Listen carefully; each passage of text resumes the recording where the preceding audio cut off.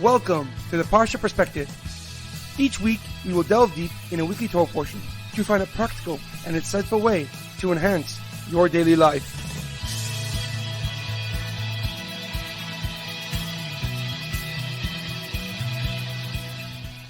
Thank you for tuning in.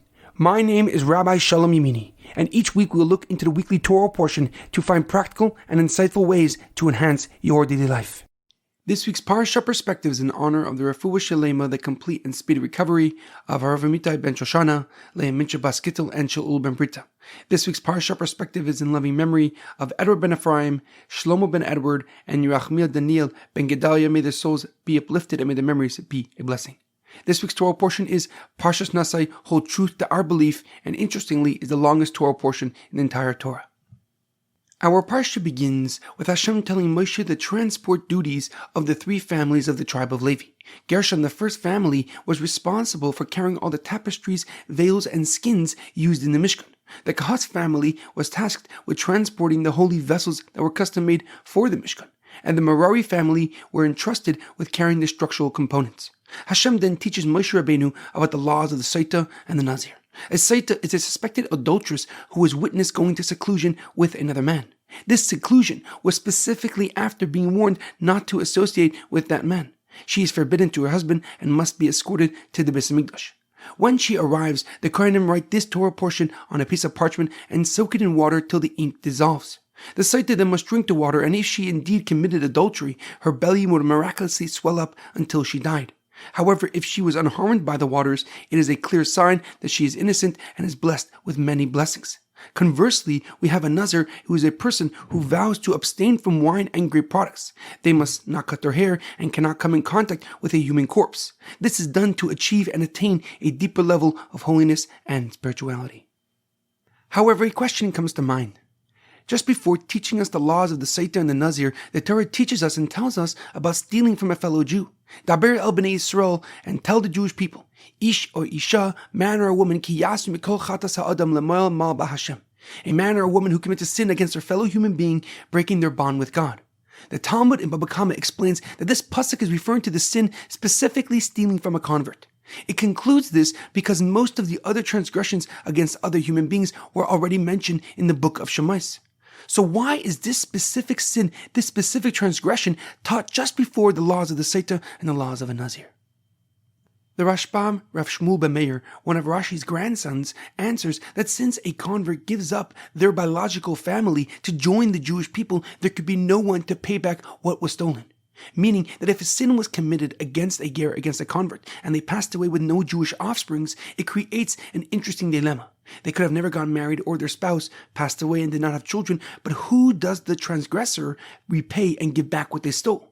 Hence the Torah continues, Ve'im ein le'ish goyel lahashiv ha'asham elav ha'asham hamushav lahashem ulakoyin. And if there's no kin to whom the reimbursement can be made, the payment shall be made to God through the kohen. The Rashbam explains that we are discussing laws that deal with cases in which a person will bring a unique offering and unique truma donation to the kohen, such as a Saita when she has to bring her special offering, or the Nazir where he has to bring his offering. Accordingly, the scenario of a convert of a ger is also mentioned, explained, and then answered. However, the Chizkuni, Rav Chizkiel ben Mano, a French rabbi from the 13th century, gives us a deeper and more profound explanation. He writes that the Torah mentions the convert, the ger, before the Saita to demonstrate the gravity of a sin committed against the convert. As a person begins their journey to Judaism, they will obviously hold observant Jews in high regard, since they represent what they, the converts, hope to accomplish. But if an observant Jew commits a sin against a convert, the effect and the consequences can be highly detrimental. They could stop their righteous path or discard their Judaism after conversion. Unfortunately, their reaction is understandable. They're about to give up so much in their life for God, but then they see how some of the people of God don't necessarily follow basic human morals and ethics. We know that spirituality does not always translate into being a kind and understanding person, and therefore the Torah details this law next to the Saita, the suspected adulteress, to emphasize the importance and significance of our actions and being a kind human being to everybody. And this applies to everyone regardless of religion and faith, because they are also God's creation. In our daily life, we must realize the importance and consequences of our actions. Whether from a religious or secular perspective, we know that we can truly impact and change our surroundings. This insight should impel and drive us to be the basis of morality and ethics for other communities in our area. It is the most authentic way of demonstrating our belief in Hashem and the Torah that He gave to Moshe Rabbeinu. There is a powerful quote by Rabbi Sachs of blessed memory. In the beginning, God created the world as a home for humanity. And since then, He has challenged humanity to create a world that will be a home for Him. But God lives wherever we treat another as beings in His image. Have a great weekend and good Shabbos.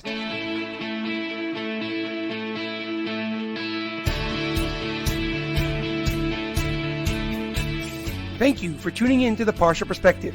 Check out our website, theparshaperspective.com. Send thoughts and comments to theparshaperspective@gmail.com. Till next time, thanks for listening.